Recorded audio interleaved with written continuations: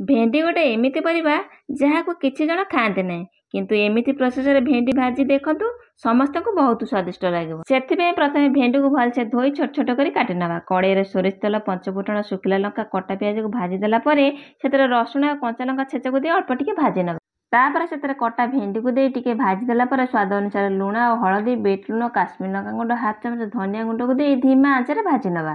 ଭେଣ୍ଡି ଭଲସେ ଭାଜି ହେଇଗଲା ପରେ ଶେଷରେ ଚାଟ୍ ମସଲା ଆଉ ଚିଲି ଫ୍ଲେକ୍ସ ବା ଲଙ୍କା ଗୁଣ୍ଡକୁ ଦେଇ ଆଉ 2 ମିନିଟ୍ ଧିମା ଆଞ୍ଚରେ ଭାଜି ଦେଲା ପରେ ସୁପର ଟେଷ୍ଟି ଭେଣ୍ଡି ଭଜା ପୁରା ଆମର ରେଡି। ଗରମ ଗରମ ପଖାଳ ଭାତରେ ଏମିତି ଭେଣ୍ଡି ଭାଜିକି ଥରେ ନିଶ୍ଚୟ ଖାଆନ୍ତୁ। ଆପଣମାନେ ଯଦି ଭେଣ୍ଡି ଖାଇବାକୁ ଭଲ ନ ପାଉଥିବେ ତେବେ ଆପଣ ବି ଭେଣ୍ଡି ଖାଇବା ପାଇଁ ବାଧ୍ୟ ହେବେ, ଏଇ ଗ୍ୟାରେଣ୍ଟି ମୁଁ ଦଉଛି। ଆଉ ଭେଣ୍ଡି କେମିତି ଲାଗିଲା କମେଣ୍ଟରେ ସିଓର ଜଣେଇବେ। ରହିଲି, ନମସ୍କାର, ଜୟ ଜଗନ୍ନାଥ।